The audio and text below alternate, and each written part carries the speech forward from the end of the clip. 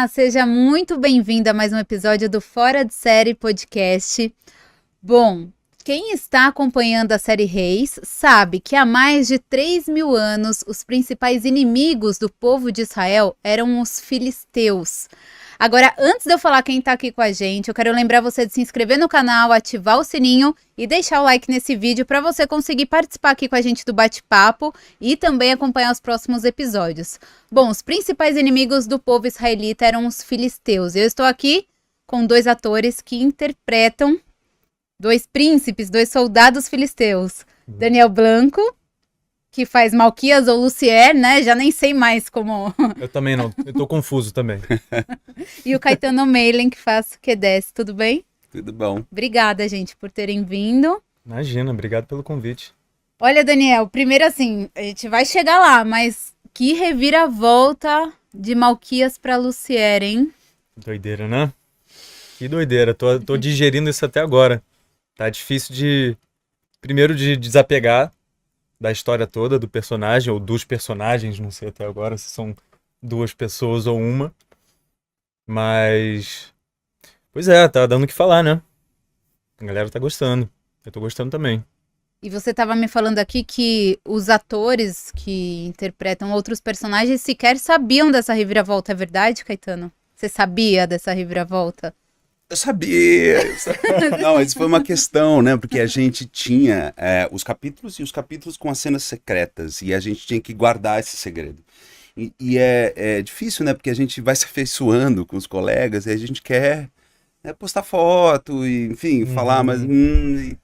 a gente sempre, às vezes, chegava, alguém postava foto, aí o Dani falava, não, Anselmo, tira, porque eu acho que não é o momento, porque vai dar spoiler. E aí teve até um certo momento, né, os colegas israelitas que não participavam das cenas secretas, mas quem é esse Lucier? E eu não sei, eu fiquei sabendo que é o Rodrigo Santoro, estão fechando com A ele. gente tentou espalhar essa mentira que seria o Santoro. Não deu muito certo. Entendi. Mas a família filisteia tinha que saber, porque a gente tinha que ensaiar, porque a gente tinha muita história juntos, né? A gente tinha muita cena no palácio, muita coisa com os irmãos, muita coisa minha com o rei, com a rainha, então não tinha como eles não saberem. Então fiquei feliz que desde o início todo mundo da família da Felícia já sabia. Já estavam bem por dentro. E essa não é a primeira participação de vocês em séries e novelas da Record, né? Mas eu queria voltar um pouquinho para entender melhor, porque eu tava lendo, Caetano, os dois têm uma experiência aí fora do Brasil. Minha experiência fora do Brasil foi muito... Você veio direto. Eu nasci no Peru, em Lima, e vim pra cá beber. Aí eu não falo nem espanhol, também não lembro do Peru. Você só nasceu lá e logo veio com a sua Nasci, família pra cá. Meus pais moravam lá, mas meus pais são daqui, são cariocas. Daqui, né? Daqui. De do lá Rio, do Rio, né? Uhum. E eu vim pra cá muito bebê, então eu me sinto bastante brasileiro. Mas o Caetano passou por vários países. Como modelo, é isso? Isso, eu fui modelo em 1902.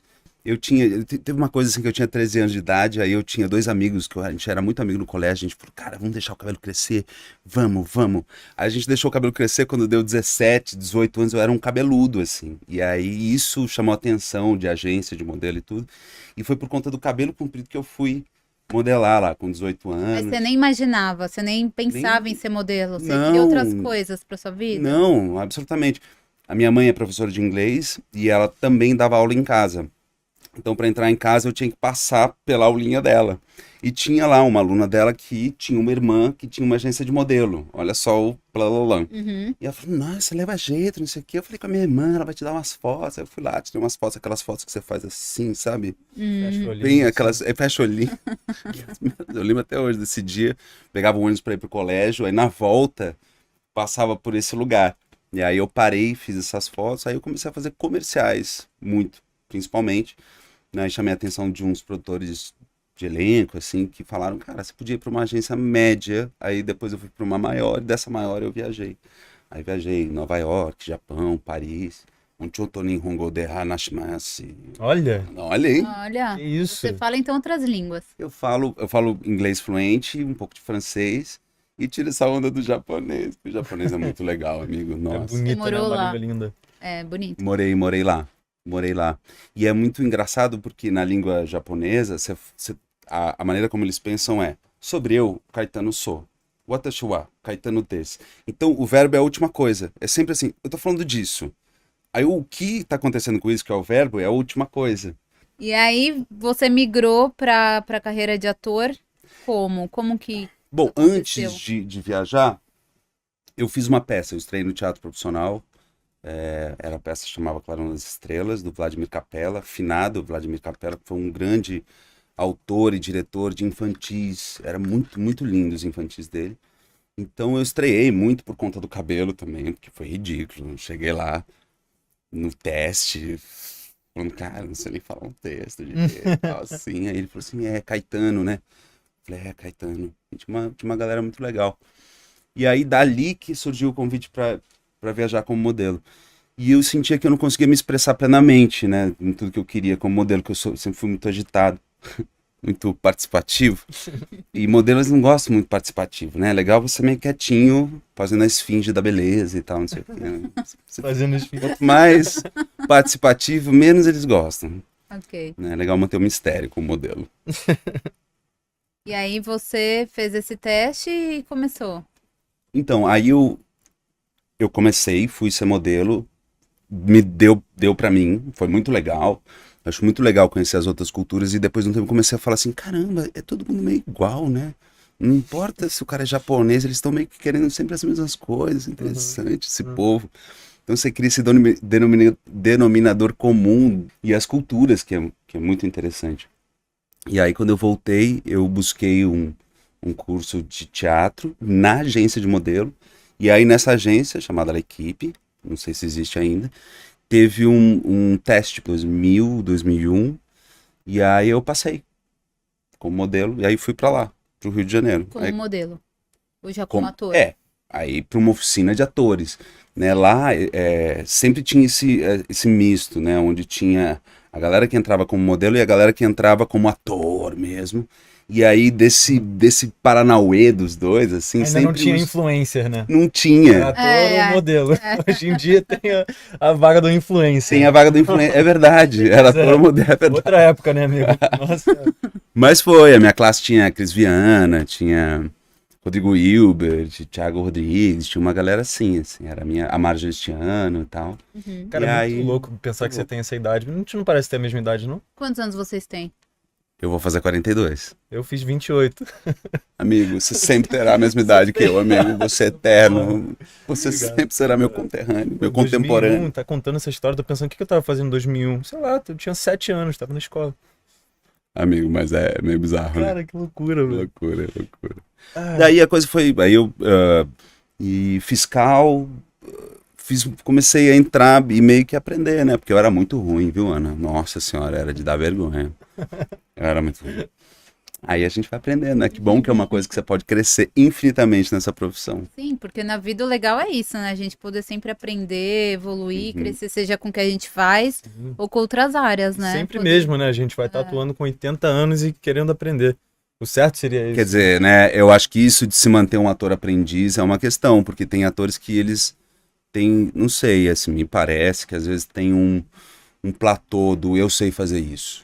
E aí isso é muito perigoso, né? Porque aí a gente para de crescer, né? E a gente para de se arriscar e a gente para de ser permeável ao outro. Eu acho perigoso mesmo. Se limita, né? E a gente vê isso em diversas profissões, né? Não só na carreira de ator, né? Você vê entre os jornalistas, advogados, engenheiros, enfim. Se a pessoa ela chega nesse ponto, fala eu sou assim, cheguei no meu melhor, eu sou um melhor, eu acho que isso é muito limitante para ela e para as pessoas que estão ao redor dela, porque a pessoa não consegue enxergar possíveis erros dela mesmo, né? E aí imagina num ambiente... Possibilidades de crescimento também. É porque crescer dói, né, gente? E eu acho que a gente tá sempre em busca de uma segurança que não existe, né? Imagina, a gente tava aqui viajando numa bola... né, a 300 milhões de quilômetros por hora no espaço, se equilibrando em placas tectônicas, não tem segurança, né? Ninguém está 100% seguro de nada, e a gente quer criar a ilusão da segurança, né, em todas as profissões, né? O ser humano busca isso, e aí que eu acho que vem talvez esse comportamento que não é favorável ao crescimento. Sim, impede a pessoa de crescer Uhum. e aí acaba prejudicando até as relações pessoais mesmo, né? Se isso acontece, por exemplo, numa relação entre marido e mulher, Sim. numa relação entre pai e filho, né? É verdade, tem esse aspecto também. Né? Não só profissional, muito bom. Sim. E aí você ingressou nessa carreira e tá aí, né? Ah, e o resto é história, né, gente? E é uma profissão que exige da gente, né, esse crescimento, né? E eu tenho saído numa peça, por exemplo, aí o ator falou assim, a gente tá pra estrear e é o momento de surtos, né? Aí ele falou assim, eu só quero estar seguro. Eu falei, seguro, amigo? O que você tá falando? Seguro? Você é ator. Segurança financeira. Vê se você quer mais, amigo. Não, tá ótimo. Obrigado. Não tem segurança financeira, não tem segurança em nenhum lugar. Você vai entrar em cena e eu tenho certeza, não sei como é que é pro Dani, a gente assiste as cenas e fala, podia ter ido mais ali, podia ter ido menos. Não, podia muito, podia muita coisa. Que houve? Nossa, Muita que dicção é essa? Que isso? É. Cadê a câmera em mim? Cadê a câmera em mim nessa hora? Não, o perfeccionismo é legal, mas assim, também acho que precisa do equilíbrio, porque senão a gente também não consegue ver nada de positivo. É buscar melhorar mesmo e entender com o que a gente faz, com o que a gente fez, o que a gente pode fazer diferente. Que volta, né, naquele assunto do eterno crescimento, né? Mas eu não gosto da palavra perfeccionismo, não. Eu sou muito crítico. Muito crítico. Sou muito crítico, principalmente comigo mesmo, quando eu assisto. Sei reconhecer quando tá bom. Eu falo Uhum. quase todo dia depois do capítulo a gente conversa. Eu falo, pô, hoje eu gostei. Aí eu falo, nossa, odiei aquela cena. Nossa, eu podia. Nossa, cara, não gostei mesmo. Eu achei isso e aquilo, não sei o quê. Mas tem que saber também reconhecer o que a gente fez bem, sabe? Sim. Porque também entra em vários lugares de falsa modéstia ou inseguranças exacerbadas que a gente não precisava ter, porque a gente já é inseguro o tempo todo. Então, é bom reconhecer as vitórias, reconhecer os pontos positivos e saber reconhecer também o que a gente pode melhorar, né? Uhum. Sem ficar preso no problema, né? Sem Eu ficar acho preso no problema. Tem uma coisa que o ator faz muito, assim, que é muito difícil a gente abrir mão, que é, foi bom? Não foi bom? Não sei, sabe, a gente fica muito preso no problema, ou na insegurança, ou querendo validação do diretor ou do colega de cena, ou então se autoflagelando também para ter validação, e isso não é positivo, é reconhecer, entender e organizar uma nova ação para agir para melhorar. É isso aí. Uhum. É isso aí. É complicado. Meu coração fica aceleradaço quando assisto as séries.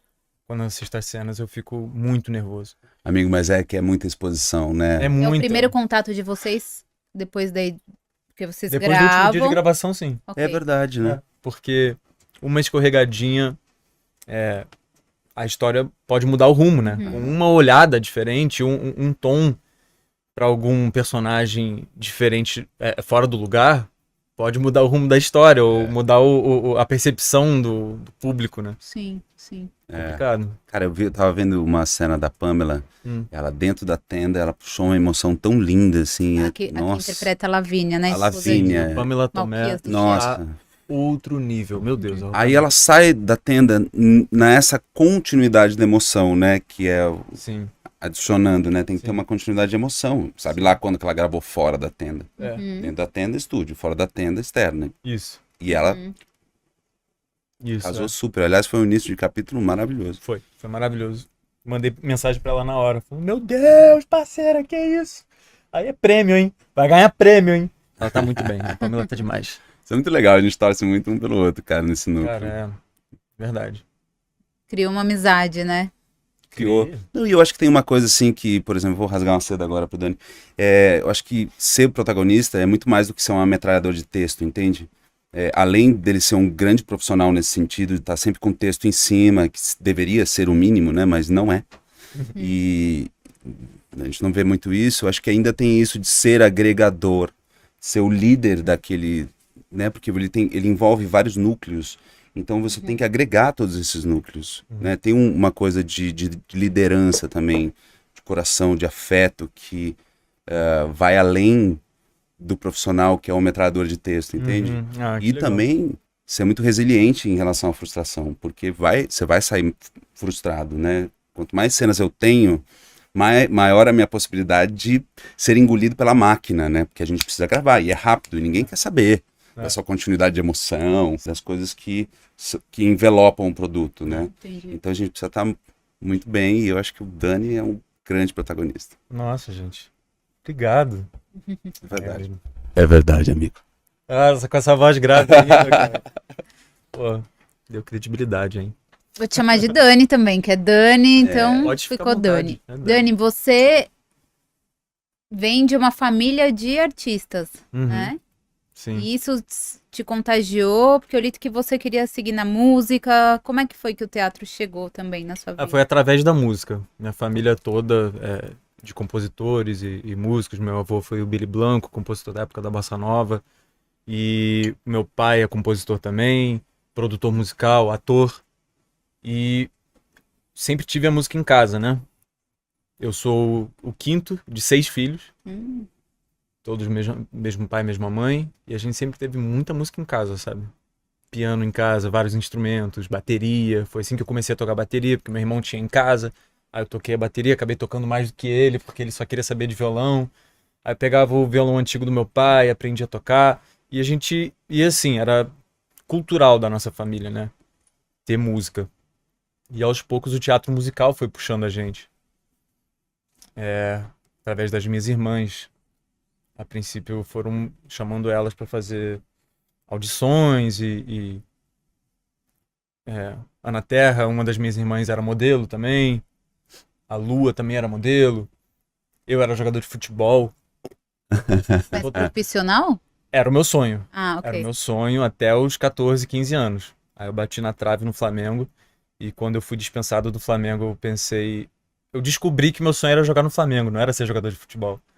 Muito clichê, mas era isso. Aí eu Era seu time? É seu time? Era mais, antigamente. Hoje em dia eu não tenho muita paciência, não. Eu gosto de jogar ainda. Jogo com os meus amigos, mas assistir, eu perdi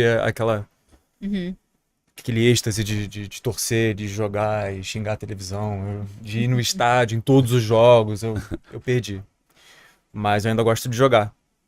Aí, quando eu fui dispensado do Flamengo, eu percebi que eu não tava com motivação pra tentar outro clube. E eu já tinha recusado vários testes também, porque a galera do musical tava me chamando pra fazer teste também.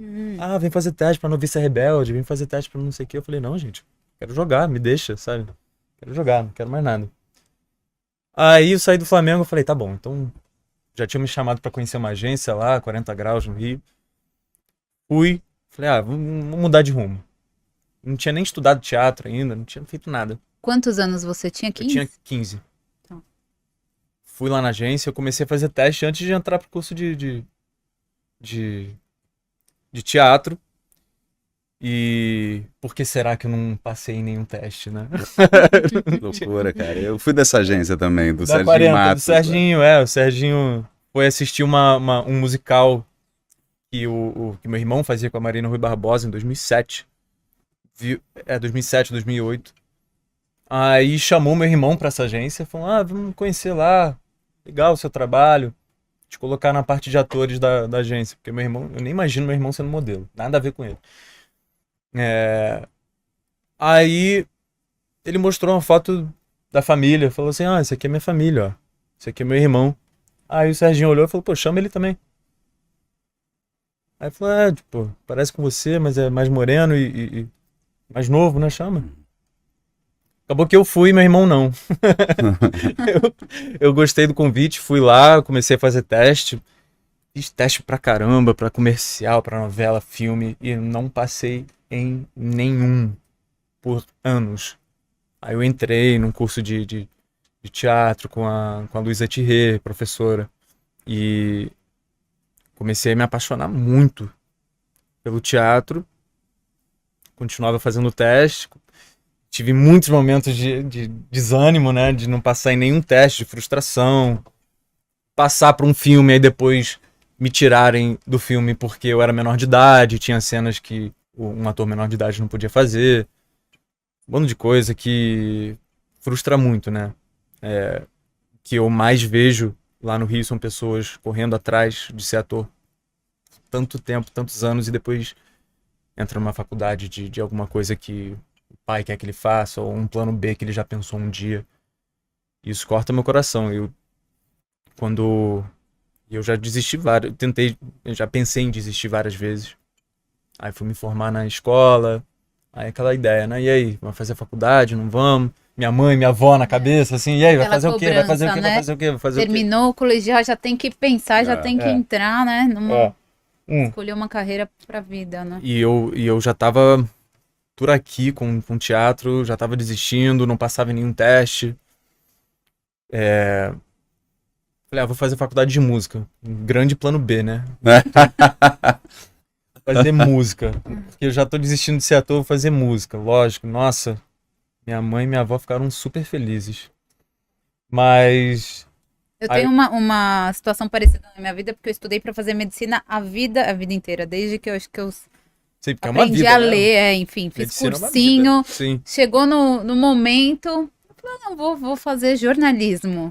Então, assim, a mesma reação acho que você teve, eu tive Pois é. na minha casa. Pois é, e a gente nunca sabe, né, o que a vida vai oferecer. Quais vão ser nossos desejos. Aí eu fiz um período de música, amei. No final eu fui fazer um teste pra uma série que eu já fui pro teste assim meio...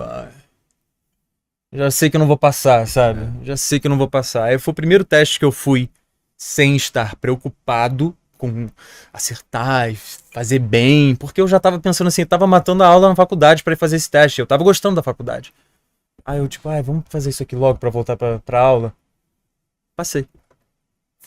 Parece que a despreocupação foi que me deu a tranquilidade de fazer bem o teste. Não sei, podem ter outros fatores também. Mas eu acho que isso ajuda bastante. Ajuda muito. Às vezes você precisa jogar fora, às vezes você precisa parar de se levar a sério, parar de levar a situação a sério, colocar aquilo no pedestal. Que é diferente de fazer pouco caso, né? Porque Diferente. quando a gente fala assim, não, eu fui relaxada, a pessoa fala, nossa, então uma pessoa não se preparou. Não é isso. Eu até falei com uma amiga minha essa semana que ela tinha uma apresentação pra fazer de inglês, em inglês, e ela estava super nervosa, né? E ela fala super bem inglês. E a primeira que ela fez foi horrível, ela falou que as palavras não vinham, ela fala bem. Então, o excesso de medo, de preocupação acaba criando muitas barreiras, né? Eu falei pra ela isso, eu falei, quando eu tenho que fazer algo que me intimida, que eu tenho vergonha, que eu, né, de certa forma, eu ponho isso na minha cabeça, assim, é isso que me ajuda.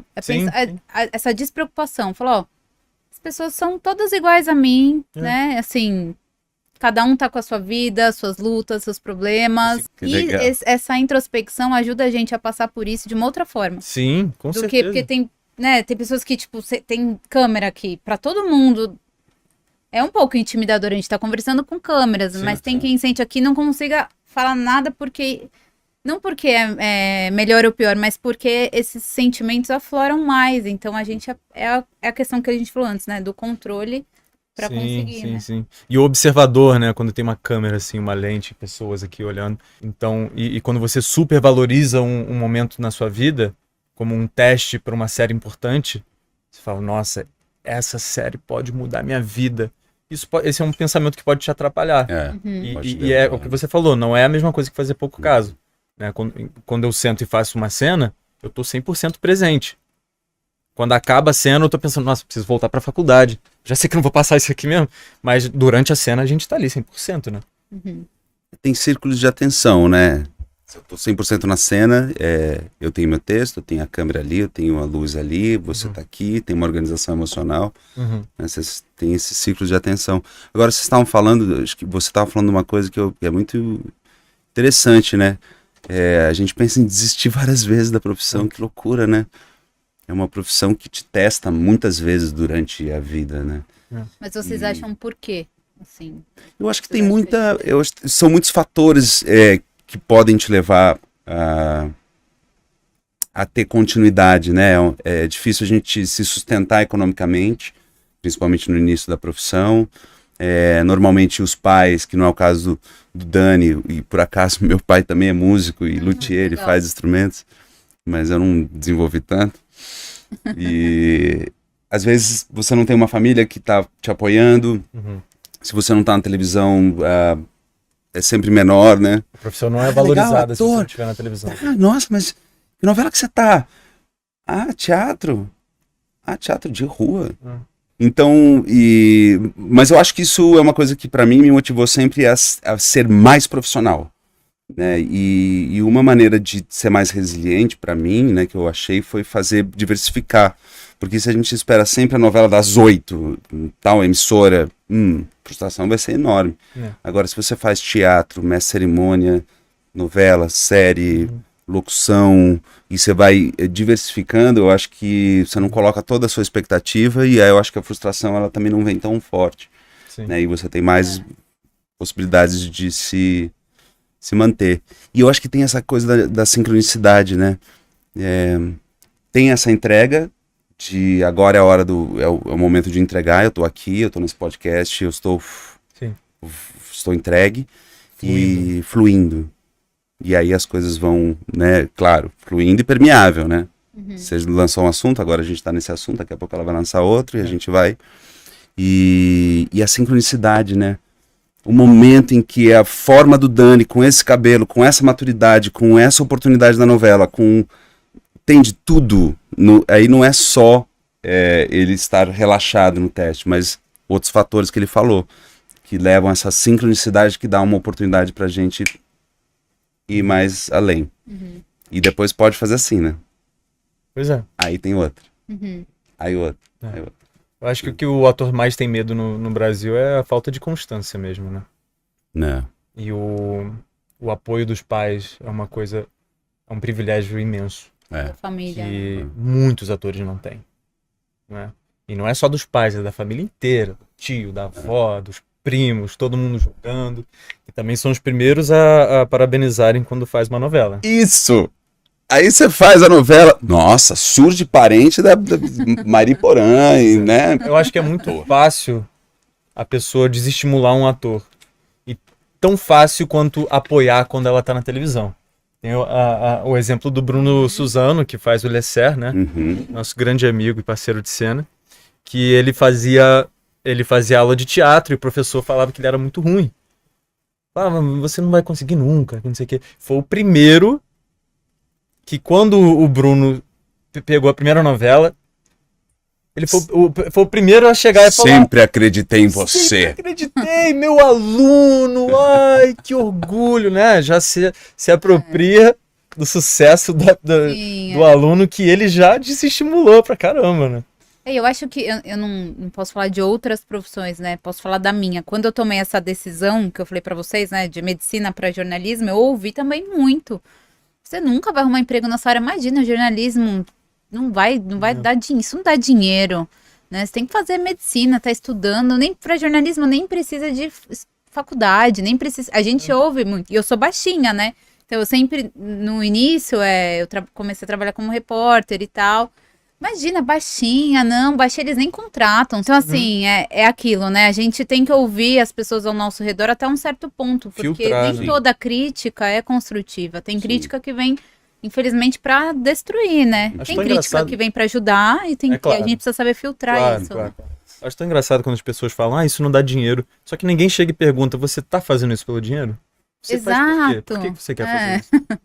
É tipo, como se fosse um constante... É um constante na nossa vida, mas não é uma busca constante de todos. Não. Ninguém pensa nisso. É a diferença que o Cortella fala de emprego e trabalho, né? O trabalho é uma construção de vida, né? O emprego é algo que te dá dinheiro.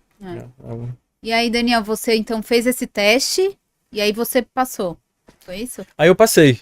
Esse teste eu cheguei mais relaxado, o coração não acelerou e...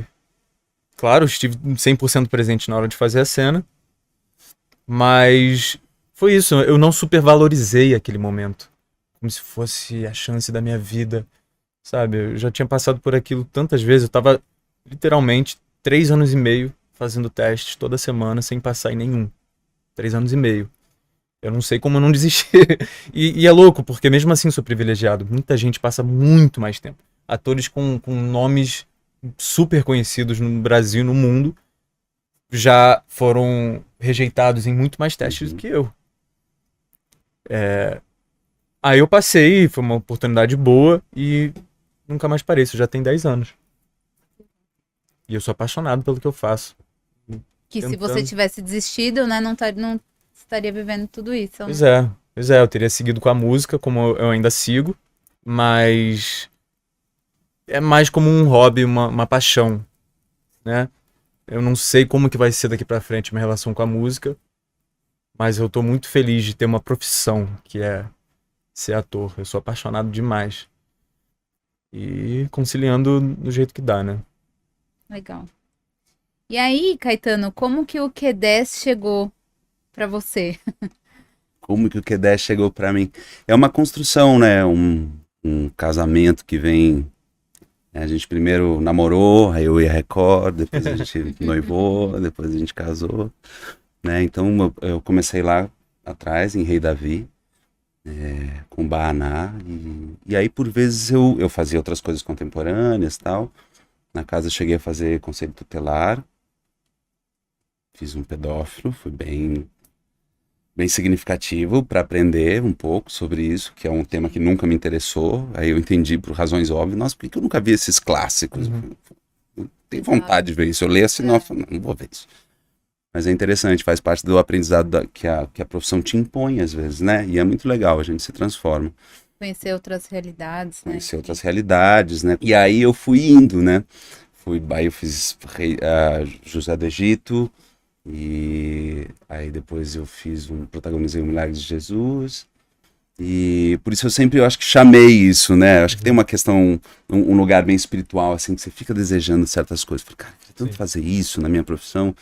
E aí entrou a pandemia, né? Eu fui para Los Angeles, abri uma nova oportunidade na minha profissão, que era uma vontade de ser professor. Me formei numa técnica lá em Los Angeles, de atuação. Voltei cheio de gás vamos lá.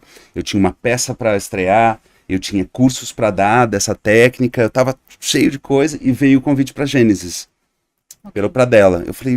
Aí eu já falei, poxa, Pradella, que legal, nossa, tô super afim, mas olha, eu tenho só essa peça, tem esse curso que eu posso negociar, eu acho que eu botei uns 3 impeditivos, assim. Ele falou, 3 pontinhos, tá bom, 3 pontinhos, bom saber, 3 pontinhos. Silêncio, nunca mais. Veio a pandemia, o mundo acabou, né? A gente está num momento pós-apocalíptico, né? E aí tudo mudou e tal. Aí quando a coisa começou a amainar um pouco, eu vi que a produção voltou, mandei uma mensaginha pro Pradella. Falei, então, Pradella, como você sabe, risos, nada daquilo aconteceu, kkk. Se ainda tiver, bom saber, aquele personagem não tem mais, mas eu vou ficar atento. E aí surgiu o Bashir. E aí eu já tinha esse entendimento com a técnica, que realmente me deu uma outra perspectiva para abordar o personagem, né? E eu pude experimentar pela primeira vez. E ele tinha uma trajetória muito curta, né? Ele estava em 5 episódios só. Só que ele tinha cenas muito densas, que tinham saltos quânticos emocionais, e a técnica me ajudou a construir um entre uma coisa e outra. Eu acho que foi muito bem. E eu acho que pela primeira vez acho que aí a gente entrou num casamento, talvez, eu arrisco dizer, né? Que aí chamou atenção e eles me convidaram, e foi muito bom receber esse convite. Te convidaram para fazer o Q10. Me convidaram para fazer o Q10. Acho que com 2 meses de intervalo, uma coisa assim. Eu comecei a ensaiar a peça, e a peça parou, porque um dos atores pegou Covid. E aí a peça ia parar ou não ia, surgiu o convite, eu vi com a produção, ele falou, não, vai lá, a produção falou, vai, porque a gente vai ter que parar. E aí eu entrei de cabeça no Q10. E aí, é tão bom ser reconhecido, né? É um momento tão glorioso. Eu acho que eu tô vivendo um momento muito glorioso, assim, na minha história como ator, assim. O reconhecimento me dá um personagem que tem mais responsabilidade. Eu acho um personagem denso, eu acho que é um personagem super denso, maior, assim, dentro das tramas, né? Eu acho que é o maior que eu já tive, a parte do protagonista, mas era um episódio, né? E eu acho que esse reconhecimento, essa responsabilidade maior, isso tudo tá me dando uma alegria muito grande. E agora o retorno do público, né? Porque o público tá curtindo. Aí você fala, cara, que legal. Tá com raiva de Q10. Tá com raiva, mas tá gostando, tá amando também, sabe? Eles não legal, né? Um mix de é um mix, eles desejam, mas eu nunca chega pelo negativo. Legal. Eles falam, ele é muito malvado, ai meu Deus, que pecado, eu estou gostando de você. É tipo chuva disso, né? Odeio te amar. Odeio te amar, tá rolando uma coisa assim. Porque a gente focou na humanidade, né, Dani? Focou na humanidade, na relação da família, Falamos muito sobre o isso. afeto. É uma questão de ponto de vista. Isso do vilão, né? O que é o vilão, né? É uma pessoa que negocia mal com as suas angústias e frustrações. É só isso. Perfeito. Ninguém erra querendo errar. É.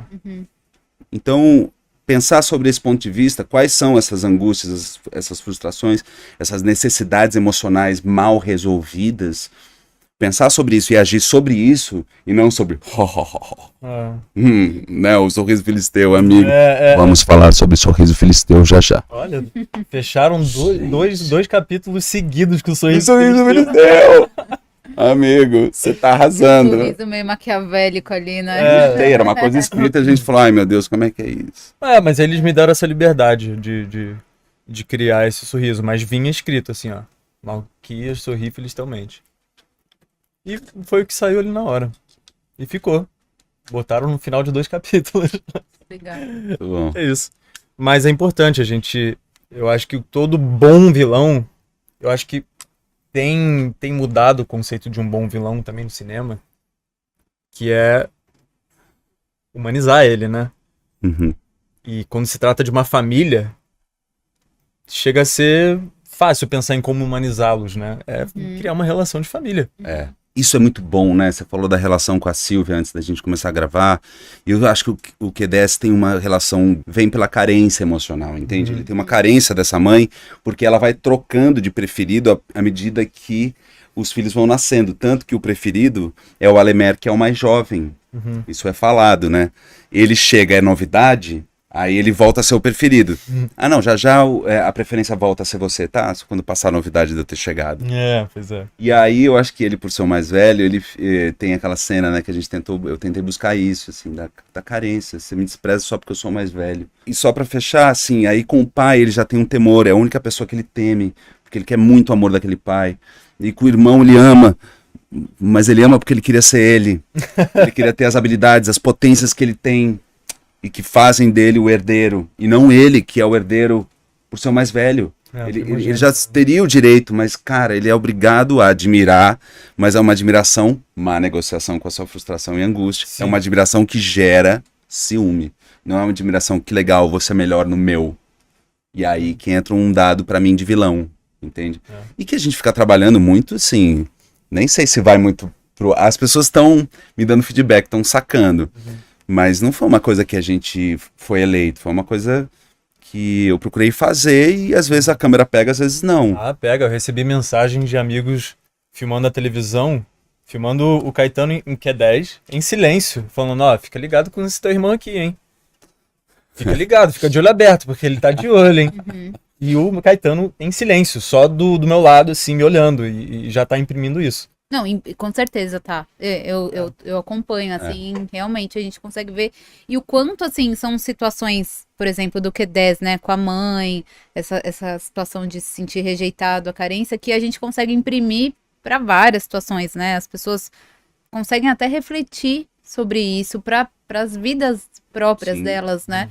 E é curioso, porque o Q10, ele é extremamente violento, ele é um soldado filisteu, né? Então ele tá ali... General filisteu. Comandante. Um comandante. Comodoro. Mais grave. Ele é um general, né? Enfim. E aí, quando a gente vê a relação com a mãe, com o pai, essa forma de olhar o irmão, ele mostra todas as fraquezas que a gente não vê no exterior, né? E o quanto as pessoas são assim também, né? Se a gente também reflete para os dias de hoje, que é para mim uma das coisas mais impressionantes nas séries e novelas bíblicas da Record, né, que mostra-se situações que aconteceram historicamente, biblicamente, há mais de 3.000 anos e comportamentos que o ser humano continua tendo, né? Sim. Então, às vezes eu sou durona, às vezes você conhece aquela pessoa durona, mas ela tá imprimindo aquilo porque dentro dela ela tem várias fragilidades, né? Ser humano talvez complexo. a insegurança de não ser potente de repente, né? Por isso que você quer imprimir uma dureza, né? Você dá um traço mais forte nisso no exterior, Com né? certeza. É verdade, é muito legal pensar sobre essas coisas. Eu gosto de estudar com o Caetano, porque o Caetano me faz perguntas provocativas, assim, provocativas, não sei qual que é. Pode ser o que você quiser. De provocar o pensamento do ator. Por que você falou assim? qual foi a motivação, né? Eu gosto de ter esse tipo de conversa com ele. O Q10 perguntando pro Malquias por que você trouxe a Lavínia, você tá colocando em risco tudo que você trabalhou pela nação. E ele fala, não, eu tô cuidando da minha família. A família que eu criei, quando eu passei anos da minha vida fazendo o que nenhum de vocês teve coragem. Nossa, eu lembrei do texto. Certinho. E eu podia ter falado isso super calmo, mas eu trouxe essa bagagem toda de tudo que a gente estudou. Tipo, eu trouxe essa mulher aqui, né? Tô tentando que ela entenda que eu sou esse também. E tá muito difícil. Eu tô aqui refletindo, inclusive, sobre isso. Será que eu fiz a coisa certa? Será que eu não fiz a coisa certa? Sim, não, Aí vem o cara e me pôs... Tá num dilema eterno. Tô sim fazendo a coisa certa. Sim. Tô sim. Sabe quando a gente tenta provar pra gente mesmo e a gente fica agressivo? Sim. Eu gostei. E também eu achei muito legal a gente trazer esse tom numa cena que estava sendo feita no mar. A gente não estava no salão principal, a gente não estava falando com a realeza, a gente não estava falando com os ferreiros, a gente não estava trabalhando ali. Eram 2 irmãos brigando. Na terra de ninguém, assim, dentro do mar. A gente não estava na Filístia, a gente estava ali no nada e bota pra fora, sabe? E tem um gatilho emocional o mar, né? Porque eles cresceram ali, né? Sim. Então é como eles eram sem capa nenhuma, né? Exato. É a hora onde a gente brigava, onde a gente brincava e tudo acontecia ali. Muito legal fazer um povo do mar, né? Muito legal. Nossa, muito legal. Aí entra aquela coisa lá que eu falei, né? De Game of Thrones, de Hollywood e tal. Cara, tem um castelo ali, gente. Cara, gente, mas quando aparece o castelinho, eu falo... Opa. É muito bom, né? E quando você pega pra ler e entender melhor, né? Os povos inimigos dos israelitas, os filisteus, sempre foram os principais. Tanto que eles continuam sendo depois, né? Quando vem o primeiro rei e tal. Então, vocês fazem os principais inimigos, né? Então, tem toda esse peso, né? E é muito legal dar esse peso. Aí vai começar a tramar. Agora ele vai... Acho que foi a última tentativa. Não, ele vai ter mais alguma tentativa de trazer você, né? Aí depois ele vai ser obrigado, porque isso que é a questão, né? Qual é o grande objetivo, o objetivo geral do meu personagem? É legado.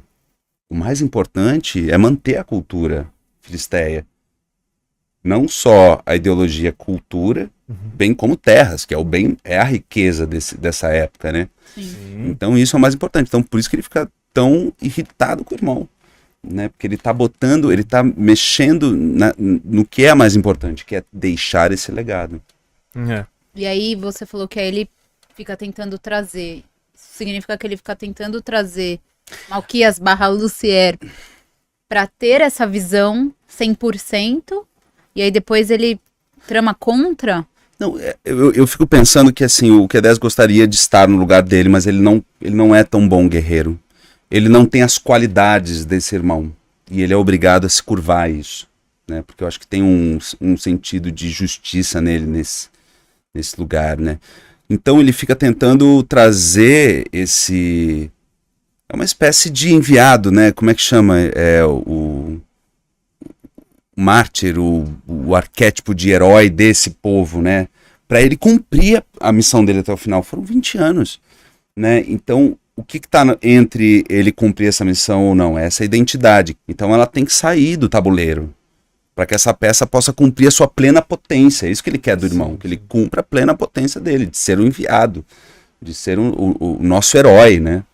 E é o que a família inteira dele acha que a Lavínia vai atrapalhar, né?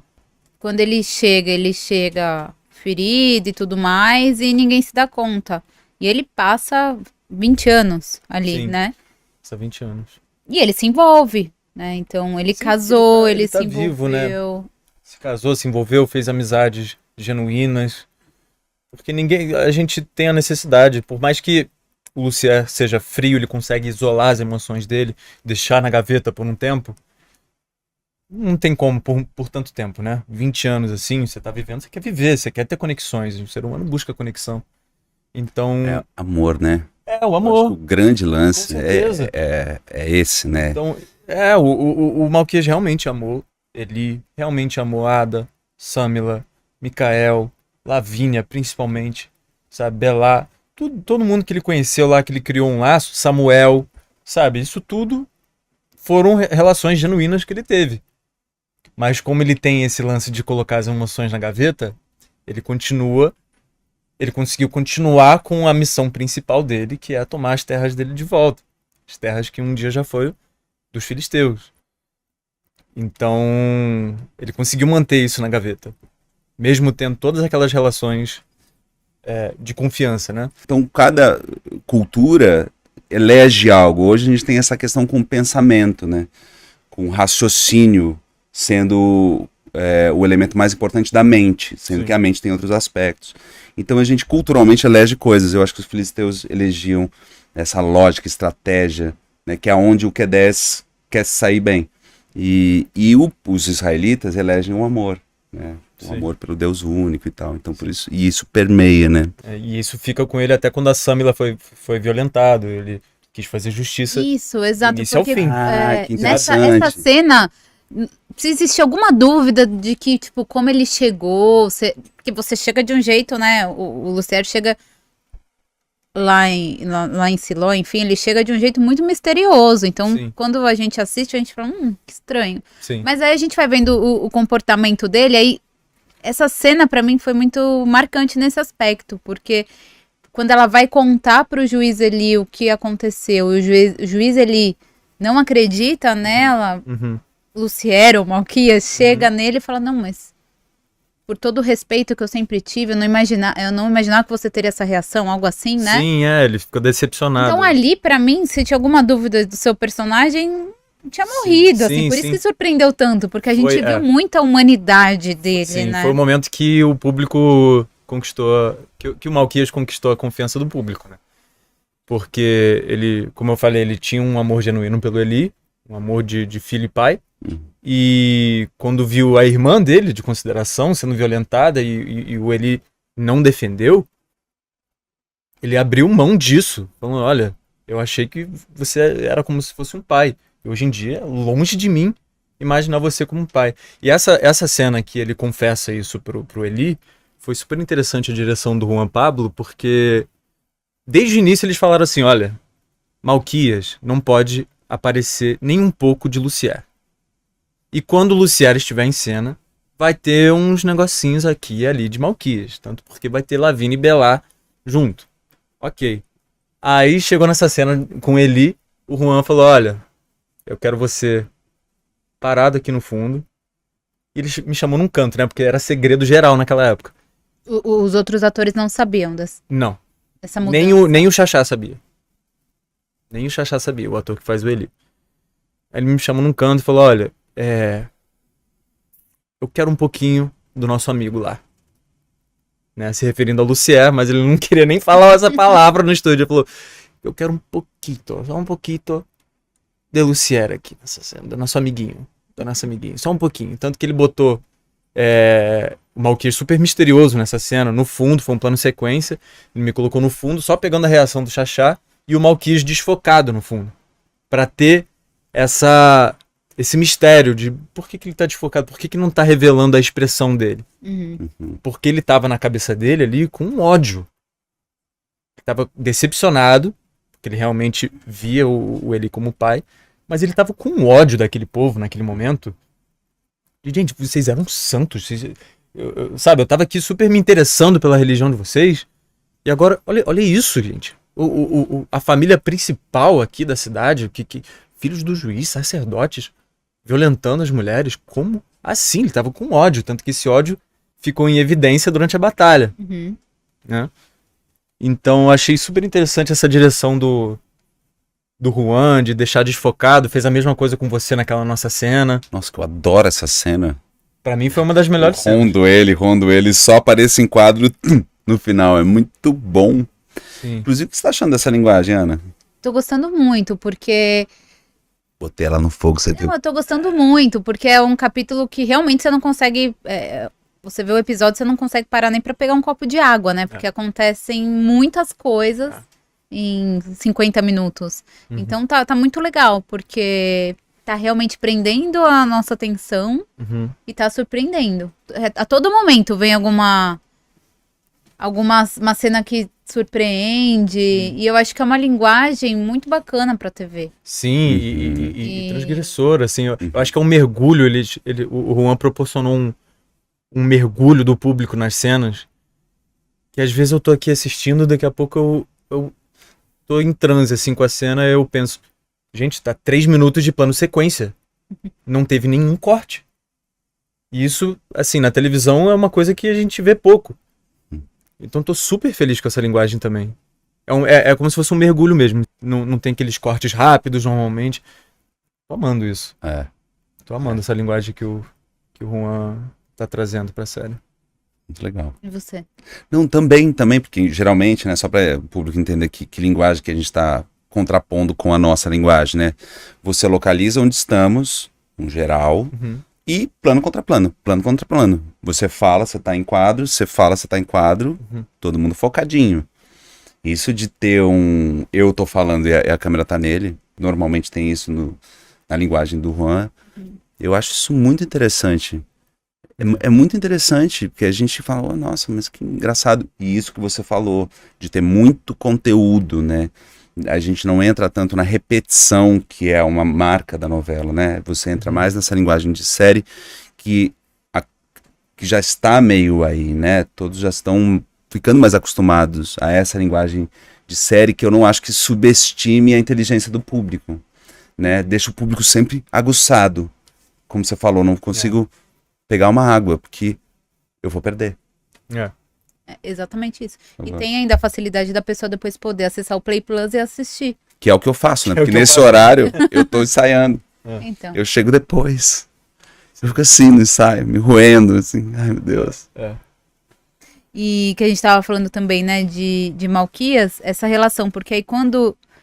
Eu vi até uma cena que de Ada, né, que ela fala assim pra Sami lá, mas ele salvou, né, seu marido na guerra, ela tentando ver assim, que ele tá, né, tentando ver o lado bom da situação. Sim. E transparece isso, né, Lucier mostra, deixa a gente meio assim, mas ele é ruim, ele tá fingindo que ele é ruim, né, tipo assim, dá essa... Eu achei muito bem escrita essa cena da Ada com a Samila. Eu não sabia da existência dela, eu vi no ar. Tava até assistindo com a minha mãe comentou, nossa, que boa cena, muito bem, parece que tava acontecendo mesmo, sabe? E eu acho que reflete muito bem no que o público tá achando dele. O que eu mais vejo é a mensagem assim, gente, eu não sei se eu te amo, se eu te odeio. Ai, não dá, tô apaixonado pelo seu personagem e eu tô odiando isso. Então tá muito dividido, eu acho que é um personagem super bem escrito. Nossa, é maravilhoso. Maravilhoso. Assim, é um clichê dizer, mas é um presentaço esse personagem. É um presente mesmo. Eu acho que os dois personagens, esse é pra mim o mais desafiador, o mais fascinante para um ator fazer em toda a trama, o do Dani. E também os dois, né, o Ezer e o Ofni, eu acho aquilo também um presente pro ator, né? Porque ele pode ir certo, ele pode ir na tinta que eles vão se contrapor, né? Sim. Você tem uma dualidade em dois personagens, então você vai fundo nesse, vai fundo naquele, e no ar você fala, caramba, caramba. Eu tô muito surpreso com o Vini Red. Você sabe que é o mesmo ator, óbvio, né? Mas tão bem feito que você não percebe. Eu acho que o Malquias e Lucier também teve isso, porque são duas pessoas. No caso, você é você. Mas quando o Daniel fez o Malquias, ele conquista o público, né? Como aquela pessoa, gente boa, né? Aquele amigo solar, fiel escudeiro, isso, né? Que tá ali e tudo mais. Quer ajudar de qualquer jeito o exército. Isso. Aquele prestativo, que é meio chato, mas é prestativo, então fica ali por perto. Então você conquista. E ao mesmo tempo você, depois Lucier, que não tá nem aí, demonstra uma frieza, mas tem essas nuances, né? De querer proteger com quem você criou relação e tudo mais. Então também provoca esse mix, né? Essa eu acho muito bem escrito, porque quando o Malquias quando o Lucier vai pra Israel, ele sentiu que acabou aquela pressão dele ser de um certo jeito. Sabe, ele é da família real, da Felícia. Ele é super protegido, os pais dele têm uma projeção de como ele tem que ser. Esse daqui vai ser o rei, esse vai para Israel porque ele é frio, porque... Então ele fica várias coisas na cabeça de como ele tem que ser.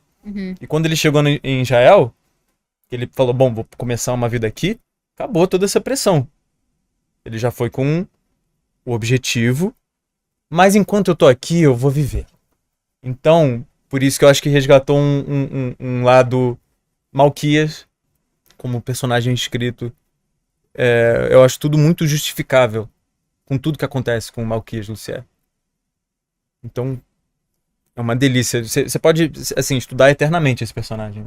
Cara, tem muita coisa pra acontecer com esse casal. Muita coisa. Pode ser. Isso pode. Então, continue acompanhando, porque não acabou por aí. Não vai... É difícil de dizer, vão ficar juntos ou não vão ficar. A questão é que ele vai continuar... De uma certa maneira, eles ficam juntos pra sempre. Também, né? Não só eu acho que vai ser muito difícil de separar Malquias de Lucier. Mas Lucier continua, né? Lucier continua. Continua aí, né? Não tem jeito, não tem como tirar Malquias, não tem como tirar Lucier. Tá ali fragmentado pra sempre. Precisam, de fato, afastar esse casal, né? Eu acho que eles veem que isso precisa ser feito, né? E aí eles vão fazendo várias táticas, vão tendo várias táticas para separá-los, né? E aí tem tática 1, tem tática 2 e até que tem a tática 3, né? É isso. Fui claro? Claro que não.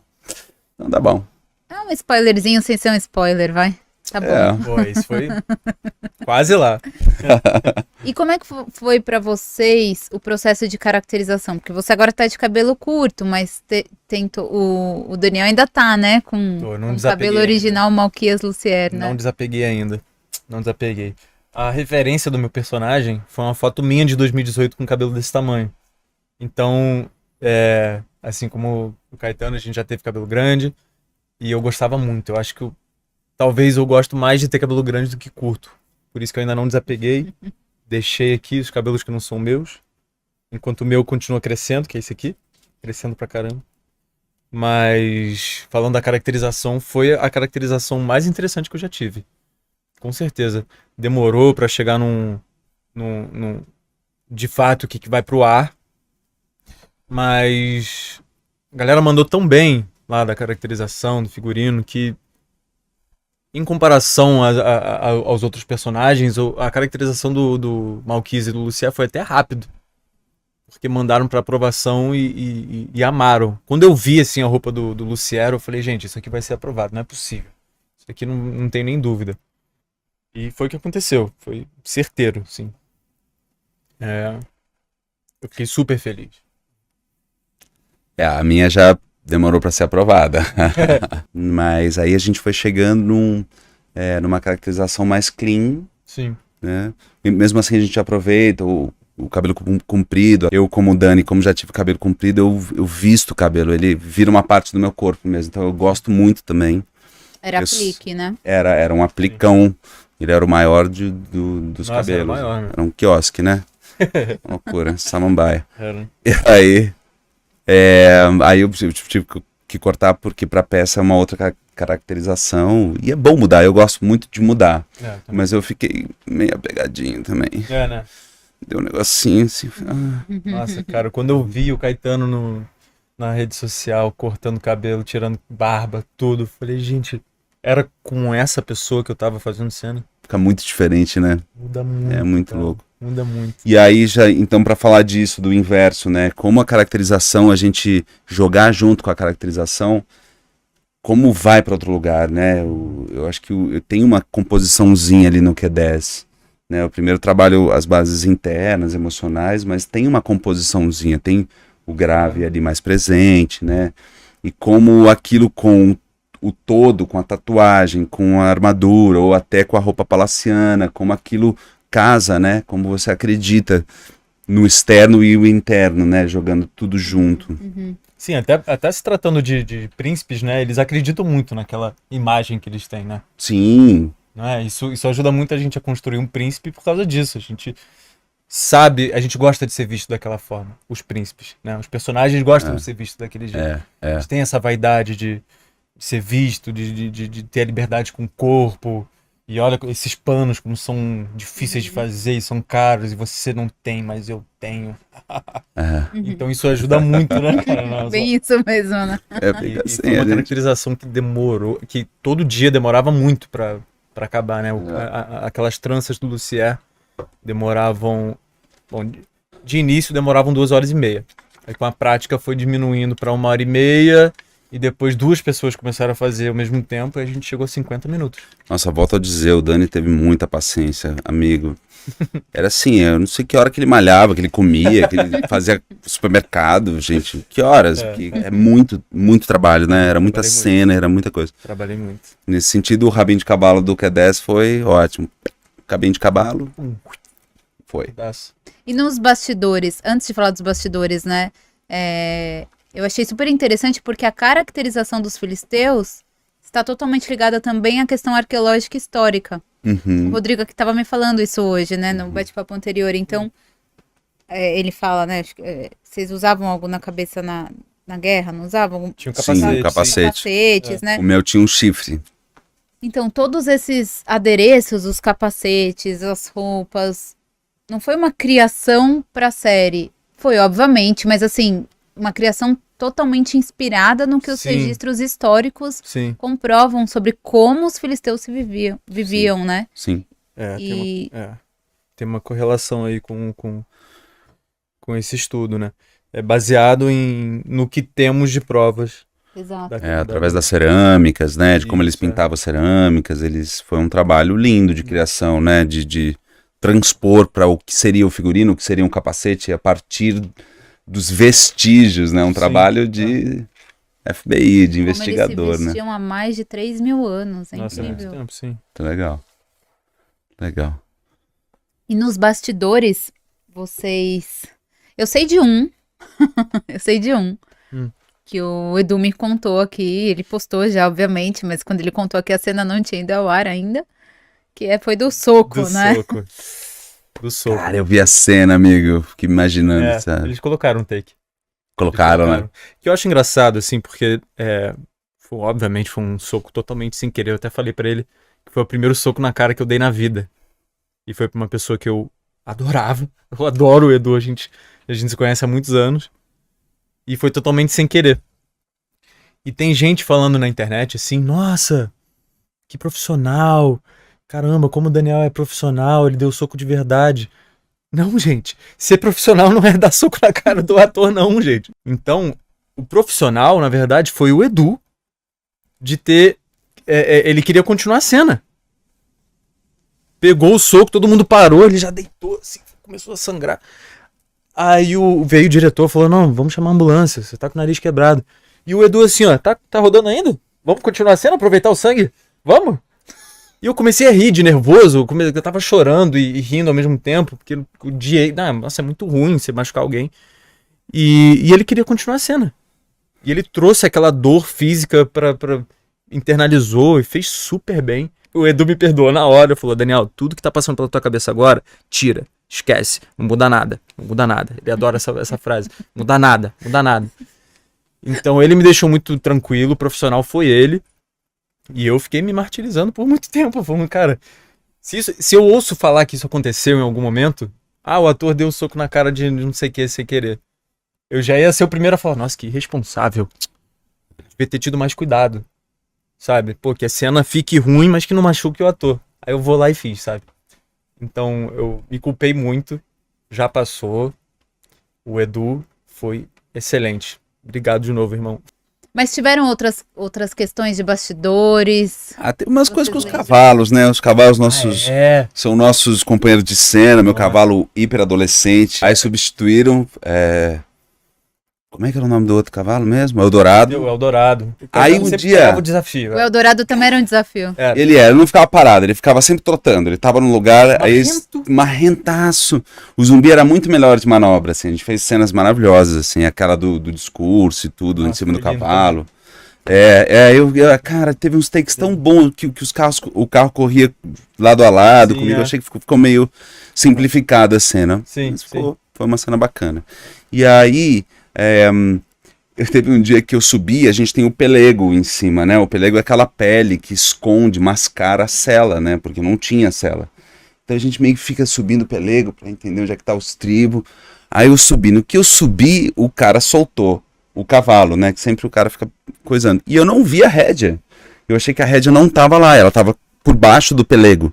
E o cavalo saiu. O cavalo saiu em disparada, eu aguentei na crina dele e fui e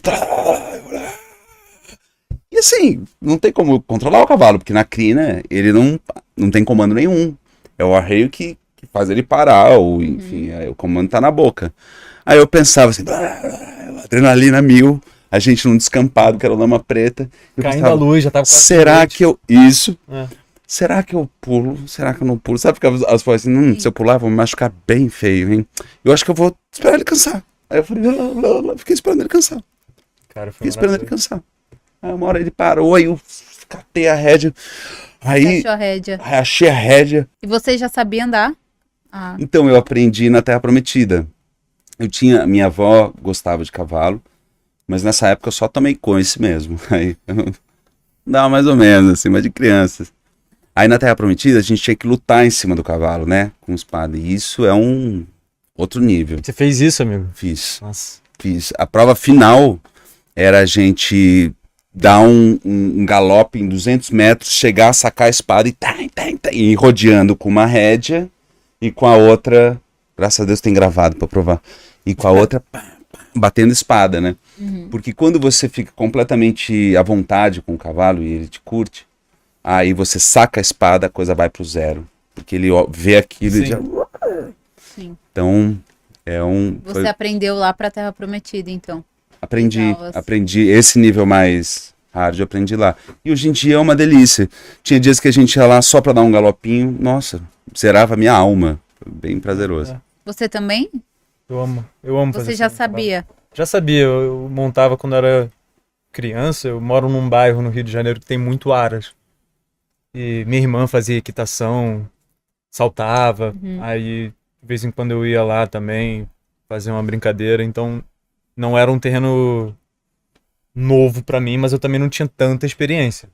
Então a gente teve uma preparaçãozinha, indo no rancho, conhecendo os cavalos, porque se você não tiver uma relação com o cavalo, também Não rola, né? não rola, ainda mais sob pressão, parece que ele sente a energia do gravando, né? É, impressionante. Quando o diretor fala no talkback, ou quando ele fala gravando, o pessoal fica tenso, né? Figurantes, todo mundo fica meio muda a energia. E ele é um bicho muito sensitivo, ele sente as coisas, ele fica...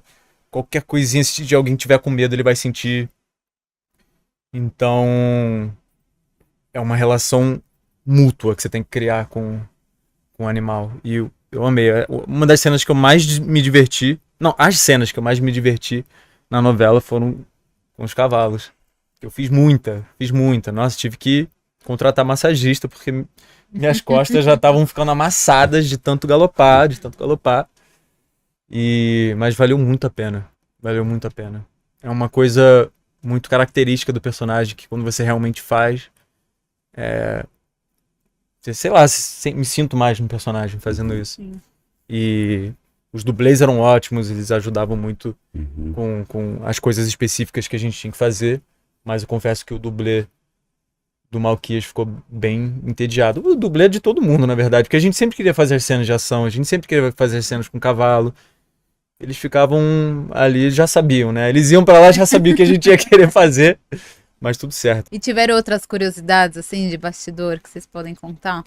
Ah, Tanta coisa, foi tão intenso, Ana, foi tão intenso que difícil de... nomear uma coisa, assim, uma curiosidade, mas assim... Muita coisa, né? Gente, a gente gravou tanto e foram 5 meses para 19 capítulos, né? Caramba. Eu acho que o mais legal do bastidor é a gente ter uma boa coxia, né? Coxia é aquele espaço fora de cena no palco, né? E você sente um elenco que tem entrosamento, que tem boa coxia, que se gosta fora da câmera. Eu acho que dá muito jogo. E a gente teve muito tempo para isso, né? Então tiveram animosidades no começo e depois essas animosidades se dissolveram e essa pessoa virou meu grande amigo. Então deu tempo de tudo. Foi muito bom. Foi legal a praia que a gente gravou, né? A gente foi pra Restinga da Marambaia pra Nossa, gravar. isso foi muito legal. Foi um presente. A praia de Asdod, né? De frente pro palácio. É uma praia totalmente isolada, remota, não tem nada em volta. É um filete de areia que tem praia dos dois lados. Onde fica? Restinga da Marambaia, no Rio de Restinga da Janeiro. Marambaia No Rio mesmo. no Rio. Itacuruçá, ali, região ali do Rio mesmo. Ali do centro deve dar, sei lá, umas 3 horas, 2, 3 horas. E que foi interessante, porque é um filete de areia, praia de um lado, praia do outro. Aí a gente chegou lá pra fazer, né, era um lado só, que tava pronto ali pra gente, que ia ser esse daqui, o diretor disse que ia ser esse. Só que no dia que a gente chegou lá tava muito vento, e a gente teria que fazer todas as cenas com o vento. Todo mundo cabeludo, né? Tipo, o vento ia ficar na nossa cara, porque o vento tava vindo das costas. Em último, em cima da hora, o diretor, Guga, Sander, trocou de lado. Nossa, é um privilégio, né? Você ter duas praias, uma espelhada pra outra, porque você pode simplesmente mudar o vento, assim. Que massa. Aí a gente ia fazer pra cá, a gente acabou fazendo pra cá e o vento ficou empurrando o cabelo pra trás. Foi muito legal. A cena aplicada de uma outra cena, uma noturna numa praia, aí no Recreio, num lugar mais urbano, aplicada dentro da outra cena. Você viu isso, amigo? Como foi? Não, a gente tava na festa, falou, vem, Malquias, vem. Nossa, isso foi muito legal. Falei, oi. É. Eles pegaram um dia de gravação e aplicaram dentro de um castelo feito num estúdio. Como é que eles fizeram isso? Foi incrível, Cara, cara. Foi o luau da chegada do Lucier, da vitória da batalha. E é na varanda, na beira do mar. Na varanda do palácio. E o cenário da varanda foi feito no estúdio. Aí depois... Verde, croma. Com um verde ali, com croma, que é a praia. E no final da festa a gente vai e todo mundo mergulha no mar. Isso foi gravado em outro dia. Só que eles fizeram de uma forma que tem uma hora que os irmãos vão pro mar e chamam o Lucier. O Alemer fala, Lucier, vem. Aí ele tira a camisa ali no estúdio. Eu tiro a camisa, desço a escada, no estúdio ainda. E no mesmo plano apareceu o Lucier correndo na areia, que foi gravado em outro dia. Vê ele no estúdio, tirando tudo isso, não sei o que, e a gente lá, na praia. Bem como as cenas de café da manhã, Eu assisti tudo. essa cena, agora Sim. eu tô tentando entender, porque não pareceu. Não pareceu, né? Não, ficou perfeito. Ficou perfeito. Bem como os café da manhã, no mar, aquilo é tudo é estúdio. Aí, tem uma galera que me perguntou, falando, nossa, montaram aquele cenário todo na praia? Né? Da varanda, beira-mar.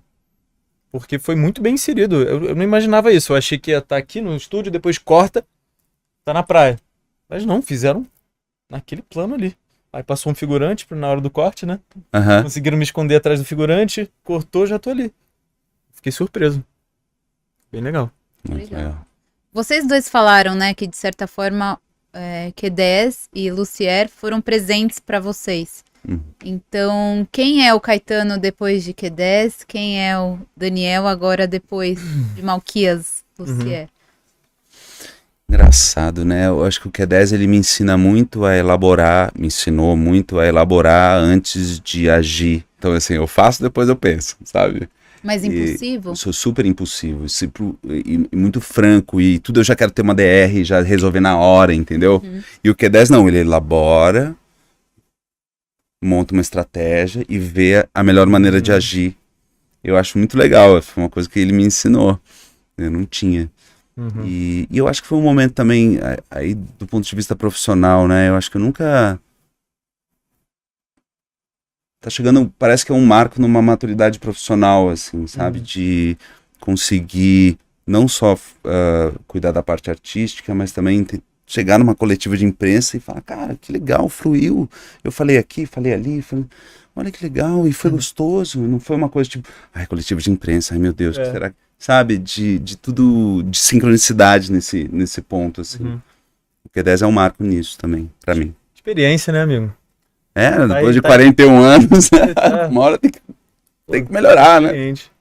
Eu acredito que esse personagem me deu experiência também.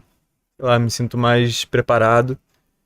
Eu descobri que eu funciono bem sob pressão, que eu não sabia. Quando quando eu vi que que teria muita pressão em cima desse personagem, teria muitas diárias e muitas horas trabalhando, de primeira você fica feliz, falando, nossa, que oportunidade. De segunda você fica tipo, eita, será que eu vou dar conta? Você ouve os profissionais falando, olha, você vai gravar muito, hein? Você vai gravar muito. E a terceira percepção foi tipo, nossa, tá fluindo muito. Tô dando conta de tudo. Então, percebi que eu funciono bem sob pressão. Isso foi uma coisa boa. Isso foi uma coisa muito boa. É isso. É mais um trabalho que foi muito especial. Eu sou uma pessoa, depois desse trabalho, com mais amigos. As pessoas que eu conheci nesse trabalho, tanto do elenco quanto de equipe, são pessoas que eu vejo assim, levando para minha vida inteira. Eu acho que é isso. E em Reis, a gente vê de forma geral, né, a trama, que a gente falou, né, histórias que aconteceram há milhares de anos e também histórias que nos fazem refletir. A todo momento ali, uma trama nos faz refletir sobre amor, sobre fé, sobre comportamentos humanos. Eu acho que isso que o Dani falou é muito, muito interessante, né? Sempre que a gente tá... o ator, ele tem ciclos muito intensos com determinadas pessoas e onde há muita pressão, né? Todo mundo quer fazer um bom trabalho e às vezes as vaidades, os egos e aquilo. Eu acho que sempre eu consigo me sentir cada vez mais horizontal ou buscar a horizontalidade, entender todos os aspectos humanos para filtrar e aí chegar na humanidade daquela pessoa que às vezes eu tinha uma animosidade com ela num primeiro momento e diluir isso e a gente conseguir fluir junto. Falou eu tudo, acho amigo. que isso é um grande aprendizado e, né, enfim. É verdade. E você, Dani, o que o Malquias Lucer te ensinou também? Teve alguma coisa que você aprendeu com ele? Eu gosto muito do senso de justiça dele. Assim, tipo... Eu acho que eu não conseguiria também... Eu já meio que era assim antes, mas... Desrespeitar uma mulher na minha frente não vai passar em branco. E... Acho que é isso. Ter a sensibilidade de perceber a verdade vindo de certas pessoas, sabe? Eu acho que Malquias me ajudou a perceber mais os outros, sabe? Por mais que ele, por exemplo, ele estava dentro de Israel, um povo que ele queria exterminar, mas ele conseguiu captar a humanidade das pessoas que o rodeavam e criou relações dentro disso, a ponto de matar um soldado próprio para salvar o amigo dele, que ele sabia que era um bom homem, que sabia que era um bom pai. E casa muito com o que o Caetano falou, de enxergar a humanidade de cada um, por mais que a gente tenha as nossas infinitas diferenças. Né? Legal. Então, para encerrar, porque se deixar a gente ficar aqui até a hora da série começar, o que as pessoas podem esperar, então, dos próximos episódios de Reis? Ai, meu Deus. É uma gangorra emocional, gente. Nossa, chega o capítulo, já fico muito nervoso. Eu normalmente não tenho ansiedade, mas eu acho que Reis me deu um pouquinho de ansiedade. Viu? Nossa, tá difícil dormir, não sei vocês aí em casa, mas pra mim tá difícil. Depois Nada vai ficar em paz. Nada vai ficar em paz. É difícil, naqueles tempos, a disputa de poder. Então, a paz física não vai ter. A paz emocional vai passar por ali, mas também já vai sair logo daquela estação. Nada. Entre os filisteus? Parece que o trama dos filisteus começou depois de uma semana e pouco, né? Uma semana e meia. E até o final da temporada vai ser uma montanha-russa. Eu acho que até os israelitas, né? É uma história de depuração, de chegar na pureza de novo deles, né? Então, é sempre turbulento, né? Então, e vai acabar apoteoticamente. Então, já que vocês falaram que assistir a série, principalmente o Daniel falou que tá dando até uma ansiedade, acho que um chazinho vai bem. Um chazinho vai bem. A série. Então, com uma lembrança nossa pra vocês, pra tomarem um chazinho hoje assistindo a série. Uau, que link que ela fez, né? Nossa, essa pessoa é a Ana, rapaz. Obrigada. Eu que agradeço, Ana. E vamos continuar acompanhando o Reis, né? Obrigada. Com certeza, continue acompanhando. Tem muita coisa pra Eu não acontecer sei com ainda. que câmera que eu falo isso. Eu tô falando pra ali, ontem. eu falo com aquela ali. Tá bom, eu aquela? É. Não percam Reis hoje, 9 horas. Vem muita surpresa por aí entre os filisteus. Então é isso, gente. Não perde a partir das 9 horas da noite na Record TV a série Reis. E não deixa, claro, de se inscrever no nosso canal, compartilhar esse link, porque o episódio vai ficar no ar depois desse ao vivo, tá bom? Até a próxima. Tchau, tchau.